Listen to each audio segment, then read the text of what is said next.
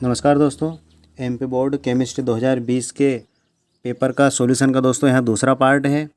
इसमें हम दोस्तों क्वेश्चन नंबर 11 से पढ़ना प्रारंभ करेंगे। अर्धायुकाल से क्या आशय है, सिद्ध करो कि प्रथम कोटि की अभिक्रिया अर्धायुकाल परम सांद्रता पर निर्भर नहीं करती। दोस्तों देखिए दोस्तों, इसका आंसर प्रारंभ करते हैं। सबसे पहले दोस्तों समझते हैं अर्धायुकाल क्या है। तो दोस्तों अर्धायुकाल से तात्पर्य है जब कोई रासायनिक अभिक्रिया जिस समय में आधी पूर्ण हो जाती है दोस्तों, वहाँ उस अभिक्रिया का अर्धायुकाल कहलाता है। दोस्तों यह दोस्तों इसे इस रूप में भी परिभाषित कर सकते हैं, किसी अभिक्रिया को आधी पूर्ण होने में लगा समय अर्धायुकाल कहलाता है। मैं यहाँ पर परिभाषा लिख देता हूँ दोस्तों। ये देखिए दोस्तों, किसी अभिक्रिया को आधी पूर्ण होने में लगा समय अर्धायुकाल कहलाता है। दोस्तों इसे टी हाफ से प्रदर्शित करते हैं दोस्तों। अब ध्यान दीजिए दोस्तों, प्रथम कोटि अभिक्रिया के लिए क्वेश्चन हमें दिया गया है। प्रथम कोटि अभिक्रिया के लिए, तो प्रथम कोटि अभिक्रिया के लिए दोस्तों समाकलित दर का सूत्र हमें लिखना है। ये देखिए दोस्तों, K बराबर 2.303 अपॉन टी log 10 ए अपॉन है दोस्तों A माइनस एक्स। चूँकि दोस्तों हमें अर्धायुकाल के लिए कर रहे हैं तो टी का पक्षांतर कर देंगे। टी को दोस्तों ऊपर पहुंचा दिया, के को इसकी जगह पे पहुंचा देंगे। यहाँ पर दोस्तों ए हमारा अभिकारक की प्रारंभिक सांद्रता है और दोस्तों A माइनस एक्स टी समय बाद दोस्तों अभिकारक का सांद्रण है। मैं यहाँ पर लिख देता हूँ दोस्तों इसे। ये देखिए दोस्तों, ए अभिकारक की प्रारंभिक सांद्रता, A माइनस एक्स टी समय बाद दोस्तों अभिकारक का दोस्तों सांद्रण है। इसे दोस्तों समीकरण 1 मान लेते हैं। आगे बढ़ते हैं दोस्तों। अब दोस्तों अर्धायुकाल की परिभाषा से हमें ध्यान रखना है दोस्तों। अर्धायुकाल शब्द से तात्पर्य है जब हमारा समय दोस्तों घटकर आधा रह जाता है तथा अभिकारक की सांद्रता दोस्तों आधी रह जाती है। तब ध्यान दिए दोस्तों, अर्धायुकाल परिभाषा से दोस्तों वहाँ समय जब हमारा टी घटकर आधा हो जाता है एवं दोस्तों जो हमारा अभिकारक है वहाँ भी दोस्तों आधा हो जाता है। यहाँ पर दोस्तों हमें केवल अभिकारक को आधा करना है।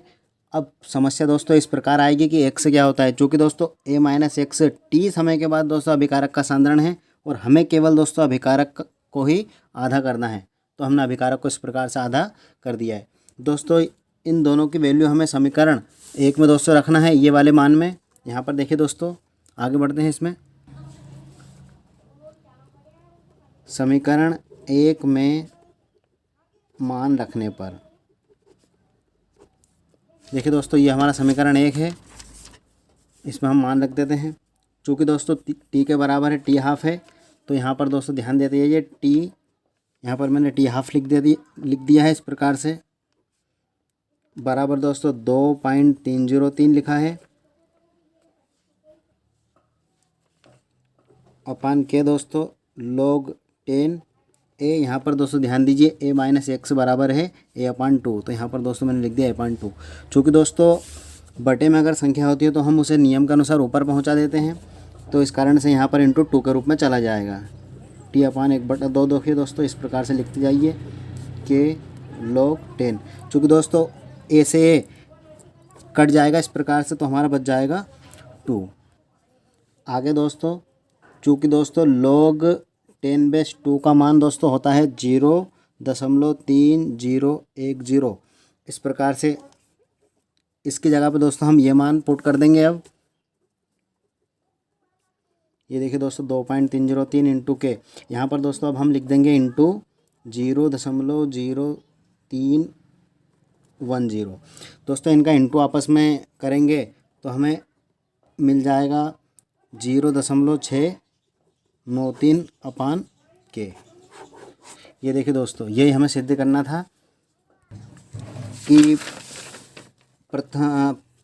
यही सिद्ध करना था दोस्तों हमें कि प्रथम कोटि अभिक्रिया में का अर्धायुकाल प्रारंभिक सांद्रता पर निर्भर नहीं करता। दोस्तों आगे है हमारा क्वेश्चन, प्रथम कोटि अभिक्रिया हेतु वेग दर स्थिरांक की व्युत्पत्ति करना। देखिए दोस्तों, सबसे पहले परिभाषा देखते हैं। प्रथम कोटि की अभिक्रिया ऐसी अभिक्रिया जिसमें अभिकारक का वेग किसी एक सांद्रण पर दोस्तों निर्भर करे उसे प्रथम कोटि की अभिक्रिया कहते हैं। माना R दोस्तों अभिकारक है एवं P उत्पाद है। अभिकारक एवं दोस्तों P उत्पाद है हमारा, तब दोस्तों अभिक्रिया हमारी बन जाती है RP। अब दोस्तों प्रथम कोटि की तात्क्षणिक दर का सूत्र लिखेंगे। ये देखिए दोस्तों, प्रथम कोटि की तात्क्षणिक दर dr इस प्रकार से dt बराबर k। ये देखिए दोस्तों यार, देखिए दोस्तों यहाँ पर जो अभिकारक है, अगर इसका आगे हमें ब्रैकेट अगर हमने लगा दिया है तो ये हमारा बन जाता है सांद्रण, मतलब अभिकारक का सांद्रण, जो कि दोस्तों एक मान पर निर्भर करता है। इस कारण से हमने ऊपर लिखा है 1। ये आपको याद रखना है दोस्तों। प्रथम कोटि की तात्क्षणिक दर अगर आपसे कोई पूछे dr/dt बराबर k r1। दोस्तों अब इसका पक्षांतर कर देंगे, dt को इधर पहुंचा देंगे, r को इधर पहुंचा देते हैं दोस्तों। ये देखिए दोस्तों, r को इधर पहुंचा दिया है। चूँकि घात 1 है दोस्तों, उसे नहीं लिखेंगे हम। यहाँ ध्यान दीजिए दोस्तों, यहाँ माइनस हमने इधर पहुँचा दिया, क्योंकि अगर बराबर के इधर माइनस हो दोस्तों, इसे हम इधर लिख सकते हैं। अब दोस्तों दोनों पक्षों का समाकलन कर देंगे दोस्तों d के सापेक्ष।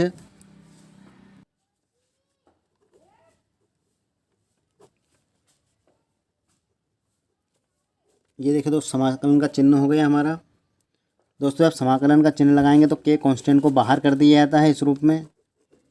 ये दोस्तों दोनों पक्षों में समाकलन करेंगे दोस्तों। चूँकि अब ध्यान रखना है दोस्तों, चूँकि दोस्तों 1/x dx का जब समाकलन किया जाता है दोस्तों इस प्रकार से, तो हमें मान प्राप्त होता है log ex। ये फॉर्मूला दोस्तों आपको ध्यान रखना है।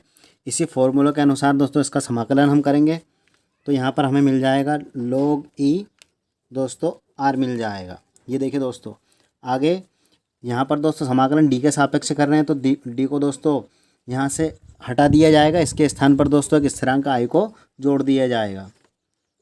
इस प्रकार से देखिए दोस्तों प्लस i, ये एक स्थिरांक हमने जोड़ दिया। इसे दोस्तों समीकरण 1 नाम दे देते हैं। आगे दोस्तों जब अभिक्रिया प्रारंभ होने की स्थिति में आएगी तो अभिक्रिया में हम t को 0 एवं अभिकारक r को भी 0 लिखेंगे। ये देखिए दोस्तों, अभिक्रिया प्रारंभिक स्थिति में तो हमारा t बन जाता है दोस्तों 0 एवं दोस्तों हमारा अभिकारक बन जाता है 0। इस प्रकार से दोस्तों समीकरण 1 में इनका मान रख देंगे।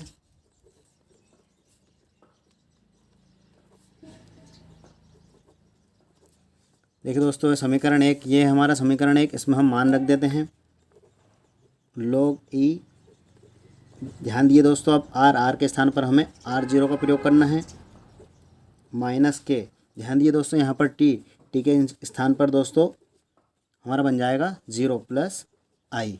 इस प्रकार से दोस्तों आगे बढ़ते हैं। चूँकि k का इंटू 0 के साथ करेंगे तो हमें इस प्रकार से 0 मान प्राप्त हो जाएगा। अब ध्यान दिए दोस्तों, यहाँ से तो 0 हो गया, हमें i का मान मिल गया है। अब समीकरण 1 में दोस्तों हम पुनः i का मान रख देंगे। दोस्तों समीकरण 1 में हमें i का मान रखना है। ये हमारा समीकरण 1 है दोस्तों। यहाँ देखिए दोस्तों, ये हमारा समीकरण 1, इसमें हम दोस्तों i का मान रख देंगे, तो हमारा सवाल बन जाएगा दोस्तों इस प्रकार से। ध्यान दिए दोस्तों, यहाँ पर i के स्थान पर हमें प्रयोग करना है log e r0 का। ये देखिए दोस्तों, i का मान मैंने यहाँ पर रख दिया है। अब दोस्तों पक्षांतर कर देंगे हम। पक्षांतर में देखिए दोस्तों, kt को इधर पहुँचा देंगे बराबर के इधर, तो यहाँ चिन्ह हमारा प्लस का बन जाएगा। इसी तरह log e r0 दोस्तों यहीं पर इसी स्थान पर रहेगा। log e r निकल कर इधर आएगा तो इसका चिन्ह परिवर्तित हो जाएगा। ये देखिए दोस्तों इस प्रकार से। चूँकि दोस्तों log e a minus log e b बराबर दोस्तों होता है log a बटा b, तो दोस्तों हमें ध्यान रखना है। तो हमें मान मिल जाता है log e a बटा b। इस प्रकार से दोस्तों ये हमें मान सूत्र होते हैं, इन्हें हमें याद रखने हैं। तब दोस्तों हमारा सवाल बन जाएगा आगे log e r0 बटा दोस्तों r। ये इस प्रकार से दोस्तों, चूँकि दोस्तों log e को log 10 में बदलने के लिए 2.303 से गुणा करते हैं, ये देखिए दोस्तों, लोग ही को लोग टेन में बदलने पर। साथ में दोस्तों हम टी का पक्षांतर भी कर देंगे इसी तरह। तो इस प्रकार हमें दोस्तों मिल जाएगा मान 2.303। ये देखिए दोस्तों, टी का पक्षांतर हो गया। टी इधर इंटू में था, इधर अपान में पहुंच गया दोस्तों, इधर बन जाएगा log 10। R0 दोस्तों ये हो जाएगा R। दोस्तों ये हमारा आंसर हो जाता है। या फिर दोस्तों हम इसे इस रूप में भी लिख सकते हैं। देखिए दोस्तों, इसे हम इस रूप में भी लिख सकते हैं, k बराबर 2.303 log। चूँकि दोस्तों यहाँ 10 बेस के रूप में था, इसे हमने हटा दिया है, तो हमारा ये मान प्राप्त हो जाता है। दोस्तों आप इसका प्रारंभ से स्क्रीनशॉट लेते जाइए। ये देखिए दोस्तों, हमारी परिभाषा हो गई। यहाँ से देखिए दोस्तों, इस प्रकार से आप स्क्रीनशॉट लेते जाइए इसके।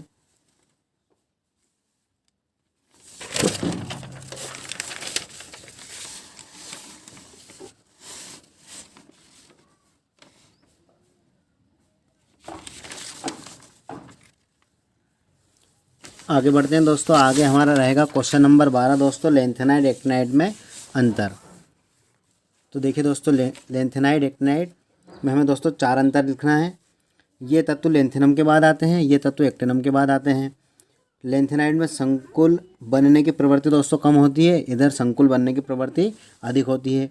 लेंथेनाइड ऑक्सोआयन नहीं बनाते दोस्तों, ये ऑक्सोआयन बनाते हैं, जैसे UO2, PuO2 आदि। ये कम क्षारीय प्रकृति के होते हैं दोस्तों, ये अधिक क्षारीय प्रकृति के होते हैं। प्रोमीथियम के अतिरिक्त दोस्तों लेंथेनम रेडियो एक्टिव नहीं होते, सभी एक्टिनाइड रेडियो एक्टिव दोस्तों होते हैं। अब इसका स्क्रीनशॉट ले लीजिए दोस्तों। अगला क्वेश्चन दोस्तों हमारा है फ्रियोन वाला, फ्रियोन एवं DDT। ये देखिए दोस्तों, फ्रियोन एवं DDT पर दोस्तों संक्षिप्त टिप्पणी लिखना है। इसका अर्थ हम दोस्तों क्लोरोफॉर्म का सुरक्षित भंडारण वाला क्वेश्चन है। तो सबसे पहले दोस्तों फ्रियोन को देखते हैं। फ्रियोन दोस्तों, जब कार्बन टेट्राक्लोराइड को HbCl5 की उपस्थिति में एंटीमनी ट्राइफ्लोराइड के साथ गर्म किया जाता है तो फ्रियोन बनती है। ये देखिए दोस्तों, अभिक्रिया के माध्यम से CCl4 दोस्तों क्लोरोफॉर्म है। क्लोरोफॉर्म के हमने 3 अणु लिए हैं। यहाँ पर दोस्तों Hb एंटीमनी का चिन्ह होता है। एंटीमनी चूँकि दोस्तों यहाँ पर F की संख्या अणुओं की 3 है, इस कारण से ट्राइफ्लोराइड यहाँ पर लिखा हुआ है। ट्राइफ्लोराइड एंटीमनी को दोस्तों जब HbCl5 के साथ गर्म करते हैं तो दोस्तों हमारी ये फ्रियोन बन जाती है। रिएक्शन में देखिए दोस्तों, इस प्रकार से 3 और 2 अणुओं को लेने से दोस्तों हमारी रिएक्शन भी पूर्ण रूप से बैलेंस हो जाती है। आगे बढ़ते हैं दोस्तों DDT। तो जब क्लोरोबेंजीन को सांद्र H2SO4 की उपस्थिति में दोस्तों क्लोरल के साथ गर्म किया जाता है तो DDT का निर्माण होता है।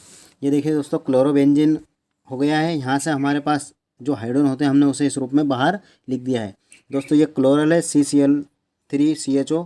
जब दोनों को दोस्तों आपस में मिलाया गया तो यहाँ से दोस्तों जल निकल जाता है। ये ध्यान दीजिए दोस्तों, यहाँ से H और यहाँ का H, ये H2 और यहाँ से दोस्तों हमारा निकला है O, H2 के रूप में जल बनकर बाहर निकल जाता है। चूँकि दोस्तों यहाँ पर हमारी बैलेंसिंग अब कार्बन की पूर्ण नहीं हो पाती है, इस कारण से यहाँ पर C आकर जुड़ जाता है। ये देखिए दोस्तों, इस रूप में C आकर जुड़ चुका है। यहाँ पर कार्बन ने 2 इलेक्ट्रॉन का इधर साझा कर लिया है, तो दोस्तों हमारा बन जाता है PP डाइक्लोरो डाइफेनिल ट्राइक्लोरोएथेन दोस्तों। अथवा क्वेश्चन दिया है, क्वेश्चन नंबर 13 दोस्तों अथवा में है क्लोरोफॉर्म का भंडारण। तो दोस्तों क्लोरोफॉर्म का भंडारण की पहली विधि है, क्लोरोफॉर्म को कांच के डार्ट से नीले या भूरे बोतल में दोस्तों लगभग उसका मुंह बंद करके भर दिया जाता है और मुंह तक पूर्ण रूप से उसे भर दिया जाता है। इसमें 1% C2H5OH मतलब दोस्तों एथिल एल्कोहल मिला दिया जाता है, जिससे CHCl का ऑक्सीकरण रुक जाए। ये देखिए दोस्तों, अथवा का दोस्तों सेकंड क्वेश्चन है हमारा CHCl3 का दोस्तों IUPAC नाम लिखना है। तो इसका IUPAC नाम बन जाएगा दोस्तों ट्राई, चूँकि दोस्तों क्लोरीन की संख्या 3 है, इस कारण से ट्राई क्लोरोमेथेन बन जाएगा। इसी तरह CHI3 का नाम बन जाएगा आइडोफार्म दोस्तों। क्वेश्चन नंबर 14 देखते हैं दोस्तों। अगला क्वेश्चन दोस्तों है राइमर-टीमर अभिक्रिया और कोल्बे अभिक्रिया। इन्हें दोस्तों हम समझते हैं। देखिए दोस्तों, राइमर-टीमर अभिक्रिया। तो दोस्तों फिनोल को क्लोरोफॉर्म एवं सोडियम हाइड्रोक्साइड NaOH की उपस्थिति में दोस्तों अम्लीकृत करवाने पर CHO एक फंक्शनल ग्रुप बन जाता है, जो दोस्तों इसके ऑर्थो स्थान पर जुड़ जाता है। इस क्रिया को राइमर-टीमर अभिक्रिया कहते हैं। दोस्तों इस अभिक्रिया को आप इस रूप में भी कर सकते हैं। हमने यहाँ पर लिया है फिनॉल लिया है दोस्तों, सोडियम हाइड्रोक्साइड लिया है दोस्तों, यहाँ पर हमने लिया है क्लोरोफॉर्म। तीनों को दोस्तों जब हम मिलाएंगे तो इस प्रकार से हमें आर्थोएम पेरा पे हाइड्रोक्सी बेंजल्डिहाइड प्राप्त हो जाता है। एक NaCl 3 मात्रा में NaCl के अणु और 2 मात्रा में दोस्तों जल के अणु निकल जाते हैं। आप इस क्रिया को दोस्तों फिनॉल स्ट्रक्चर के माध्यम से भी कर सकते हैं। देखिए दोस्तों इस रूप में ये हमने लिखा है दोस्तों बेंजीन। चूँकि दोस्तों दूसरे वाले कार्बन पर ऑर्थो, इसे ऑर्थो कहा जाता है, इसे मेटा और इसे दोस्तों पेरा कहा जाता है। चूँकि पेरा पर हमें COH जोड़ना है और यहाँ पर दोस्तों हमने OH इस प्रकार से जोड़ दिया। इस रूप में भी हम इसे लिख सकते हैं। आगे बढ़ते हैं दोस्तों, कोल्बे अभिक्रिया। तो जब सोडियम फिनॉक्साइड को CO2 की उपस्थिति में दोस्तों गर्म किया जाता है तो सैलिसिलिक अम्ल बनता है। यहाँ पर दोस्तों ध्यान दीजिए किस प्रकार से रिएक्शन हुई है। दोस्तों सबसे पहले फिनॉल में हमने NaOH सोडियम हाइड्रोक्साइड को मिलाया, तो ध्यान दिए दोस्तों यहाँ से H और यहाँ से एक H, यहाँ से दोस्तों H2 बन गए हमारे और यहाँ का दोस्तों O। इस प्रकार से H2O हमें प्राप्त हुआ जो जल के रूप में दोस्तों बाहर निकल गया है। तो चूँकि दोस्तों इस ऑक्सीजन की बैलेंसिंग की आवश्यकता है इस कारण से सोडियम आकर यहाँ पर जुड़ जाता है। ये देखिए दोस्तों इसे कहते हैं सोडियम फिनॉक्साइड। ये सोडियम फिनॉक्साइड का सूत्र बना दोस्तों। इसे दोस्तों CO2 की उपस्थिति में 140 डिग्री C पर जब गर्म करेंगे तो ध्यान दिए दोस्तों यहाँ से एक H निकल कर इस ऑक्सीजन के पास आ जाता है। ये देखिए दोस्तों ऑक्सीजन के पास आ चुका है। चूँकि यहाँ पर कार्बन की बैलेंसिंग अब अधूरी हो चुकी है इस कारण से यहाँ पर COO और Na इसके साथ में आके इस ग्रुप में जुड़ जाता है। आगे दोस्तों इसका दोस्तों अब जल अपघटन करवाएंगे तो यहाँ से दोस्तों ध्यान रखना है, यहाँ से दोस्तों सोडियम यहाँ से दोस्तों एक OH को निकाल कर बाहर NaOH के रूप में चला जाएगा। चूँकि दोस्तों यहाँ से एक H जाने के कारण यहाँ पर एक H शेष रह जाता है, तो यहाँ से H निकल कर दोस्तों COO के पास आकर इस रूप में जुड़ जाएगा। ये देखिए दोस्तों इसे कहते हैं सैलिसिल्डिहाइड अम्ल।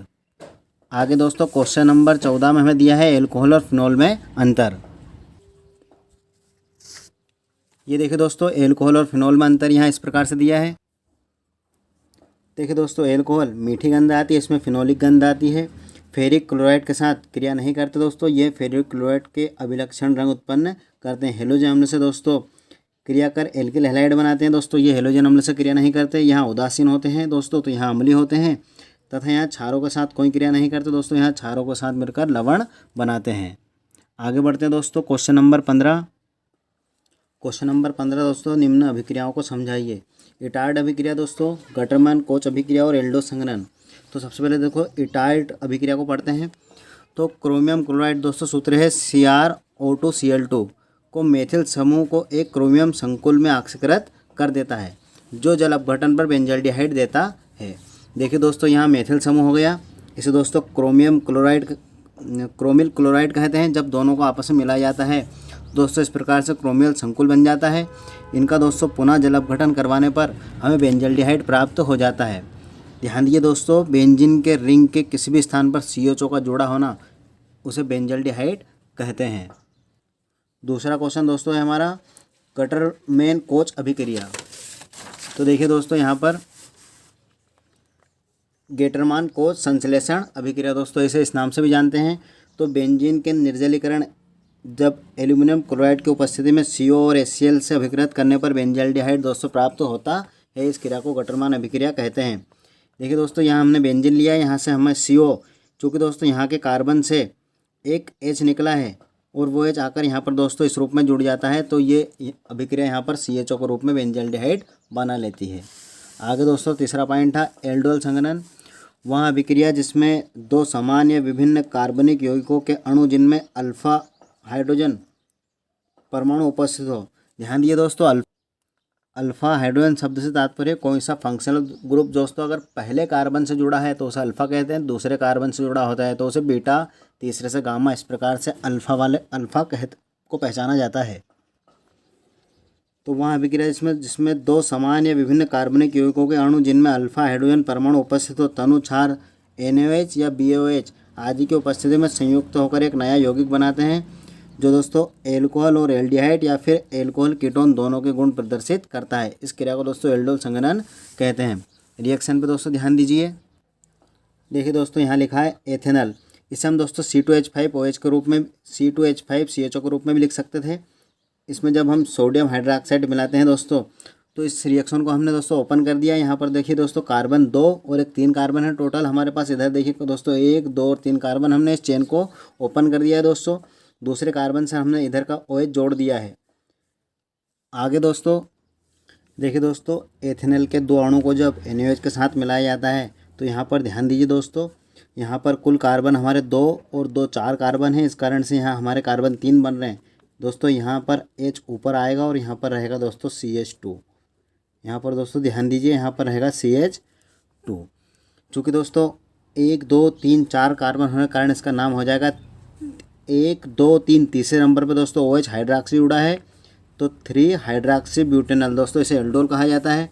अब यहाँ से दोस्तों ध्यान देना है, यहाँ से दोस्तों हमारा OH निकलेगा।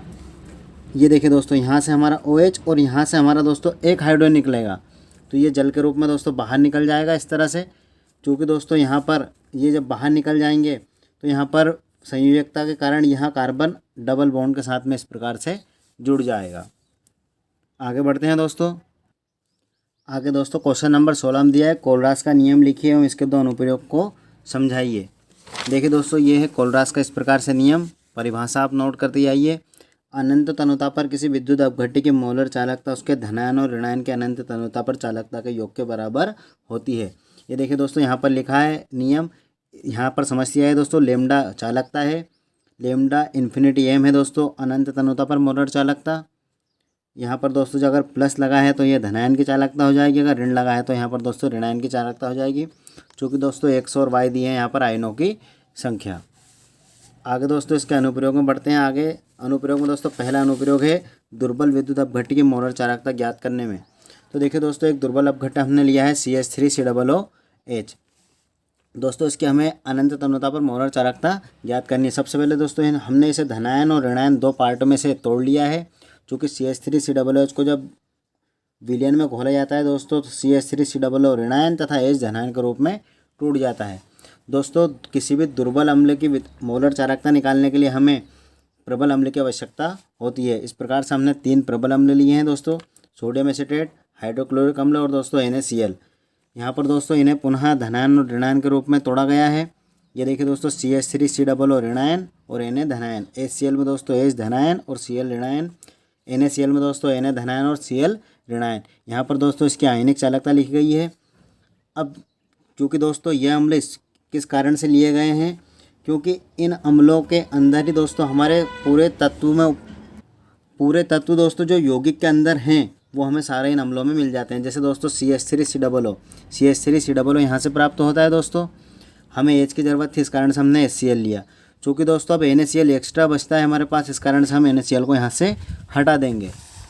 तो देखिए दोस्तों समीकरण 1 और 2 को जोड़ने पर, ये देखो दोस्तों यहाँ लिखा है समीकरण 1 और 2 को जोड़ने पर और 3 को घटाने पर। ध्यान दिए दोस्तों इन दोनों को हमें समीकरण 1 और 2 को आपस में जोड़ना है। तो मैंने समीकरण 1 और 2 यहाँ नीचे लिख दिया है दोस्तों। CH3COO Na और दोस्तों HCl यहाँ पर लिखा हुआ है। दोनों को जब दोस्तों आपस में जोड़ेंगे तो 91 और 2 26 को जोड़ने पर 5 17 मिलते हैं दोस्तों। अब समीकरण 3 को हमें घटाना है दोस्तों। Na के नीचे Na और Cl के नीचे हमने Cl को लिखा है। Na से Na Cl दोस्तों कैंसिल हो गए हैं। CH3COOH हमारे पास बचता है और यहाँ पर 5 17 में से 126 दोस्तों हमने घटाए तो 390.5 हमें आंसर मिलता है। आगे बढ़ते हैं दोस्तों। दूसरा पॉइंट दोस्तों हमारा रहेगा वियोजन की मात्रा। दोस्तों वियोजन की मात्रा बराबर होता है दोस्तों वियोजित अणुओं की संख्या बटा कुल अणुओं की संख्या। आप इतना भी इसे लिख सकते हैं। आगे बढ़ते हैं दोस्तों। क्वेश्चन नंबर 16 का अथवा है संचारण की परिभाषा। तो दोस्तों ये देखिए दोस्तों एक बार क्वेश्चन आप देख लिए। क्वेश्चन नंबर 16 में संचारण है अथवा में संचारण की परिभाषा। वायुमंडल या किसी रासायनिक अभिकर्मों द्वारा धातुओं की सने मतलब धीरे धीरे नष्ट होने की क्रिया दोस्तों संचारण कहलाती है। जैसे दोस्तों लोहे पर जंग लगना। बचाव के उपाय पेंट या वार्निश करना। दूसरा उपाय रहेगा दोस्तों तेल या ग्रीस लगाना, ग्लेविनीकरण करना। आप चाहें तो दोस्तों इनकी डिटेल भी समझ सकते हैं। ग्लेविनीकरण होता है दोस्तों किसी धातु के ऊपर जस्त या जिंक की दोस्तों परत चढ़ाना। आगे बढ़ते हैं दोस्तों। क्वेश्चन नंबर 16 के अथवा का दूसरा नंबर वाला दिया है सीधे संचालित सेक के आवेश अनावेश को समझना। आवेशन का अर्थ होता है दोस्तों विद्युत ऊर्जा को रासायनिक ऊर्जा में बदलना। यहाँ ध्यान दिए दोस्तों, शीशेंचक सेल में हमने एनोड को एवं कैथोड को इस रूप में लिख दिया है दोस्तों। आवेश का उल्टा होता है दोस्तों अनावेश। इन अभिक्रियाओं को, एनोड और कैथोड की अभिक्रियाओं को इस प्रकार से लिखा गया है दोस्तों, क्योंकि हमसे केवल आवेश अनावेश पूछा गया है, इस कारण से यहाँ पर कुल अभिक्रिया बन जाती है 2Pb दोस्तों। दोनों को आपस में जोड़ लिया है। यहाँ ध्यान दिए दोस्तों, उत्पाद से अभिकारक दोनों कैंसिल हो गए हैं, इस कारण से यहाँ 2H2 आया है। यहाँ पर दोस्तों PbO2 हमने इस रूप में लिखा है। यहाँ पर दोस्तों ध्यान दीजिए, H हमारे पास 4 हैं, तो इस कारण हमने H2SO4 के रूप में उन्हें लिख दिया है, क्योंकि SO4 हमारे पास 2 बनते हैं। इसी का दोस्तों विपरीत होता है दोस्तों अनावेशन। अनावेशन में दोस्तों बन जाएगा रासायनिक ऊर्जा को विद्युत ऊर्जा में बदलना। ये देखिए दोस्तों, ये रिएक्शन जो हमने अभी इससे पहले की थी उसकी सेम उल्टी रिएक्शन को बना दीजिए आप। आगे बढ़ते हैं दोस्तों। क्वेश्चन नंबर 17 दिया है, अमोनिया के निर्माण की हेबर विधि में दोस्तों हमें चित्र, विधि और समीकरण को लिखना है। ये देखिए दोस्तों, इस प्रकार से आप चित्र का स्क्रीनशॉट ले लिए। ये हमारा चित्र हो गया अमोनिया के निर्माण की हेबर विधि। ये देखिए दोस्तों, हमने विधि लिख दी है।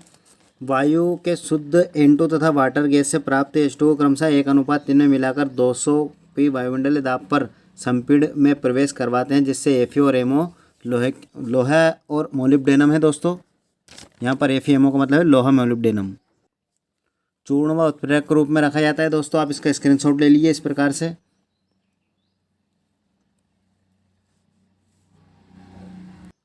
आगे दोस्तों इसका रासायनिक समीकरण लिखना है, तो यहाँ पर N2 + 3H2 FeMO 2NH3 heat डेलेज दोस्तों इतनी ऊर्जा 93.6 किलो जूल ऊर्जा निकलेगी दोस्तों। क्वेश्चन नंबर 17 का अथवा में हमें दिया है फास्फोरस के 5 अक्षय अम्लों के नाम, संरचना व सूत्र।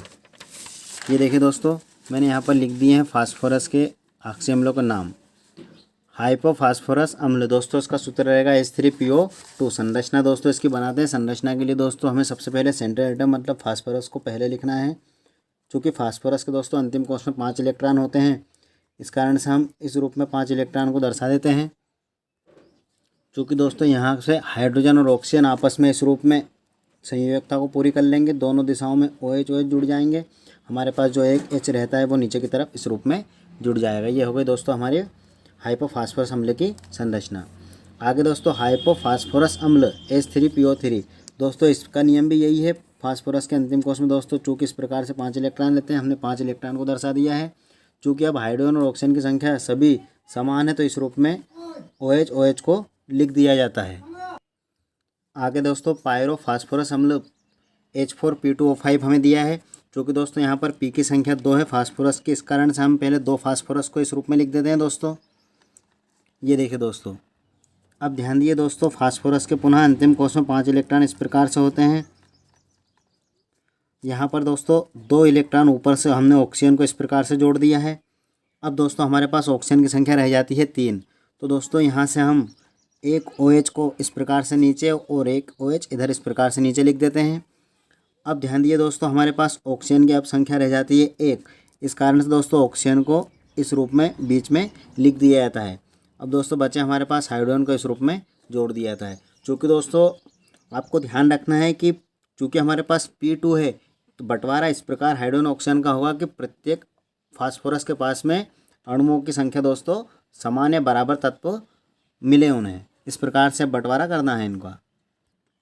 दोस्तों यदि आप चाहें तो इन संरचनाओं को भी बदल सकते हैं, चाहें तो आप ऑक्सीजन को यहाँ पर डबल बॉन्ड से इस रूप में अटैच कर दीजिए। इसमें भी दोस्तों एक ऑक्सीजन को ऊपर पहुँचा सकते हैं आप, परंतु दोस्तों आपको ध्यान ये रखना है जब 2 फास्फोरस हो तो अणुओं की संख्या दोनों तरफ संतुलित रहे। आगे है दोस्तों मेटाफास्फोरिक अम्ल। तो दोस्तों अंतिम कोश में फास्फोरस के 5 इलेक्ट्रॉन इस प्रकार से, ये देखिए दोस्तों, एक दिशा में H रहेगा। चूँकि दोस्तों हमारे पास ऑक्सीजन की संख्या 3 है, इस कारण से दोस्तों यहाँ पर OH इस रूप में, ये इस प्रकार से, ये इसकी संरचना हो गई दोस्तों। आगे पायरोफास्फोरिक अम्ल H4P2O7। ध्यान दीजिए दोस्तों, यहाँ पर भी P2 है, तो सबसे पहले हम 2 फास्फोरस को लिख देते हैं इस प्रकार। चूँकि दोस्तों ऑक्सीजन की संख्या अब हमारे पास 7 है, तो सबसे पहले दोस्तों हम फास्फोरस को डबल बॉन्ड से दोस्तों ऊपर दोनों फास्फोरस को एक एक ऑक्सीजन दे देते हैं।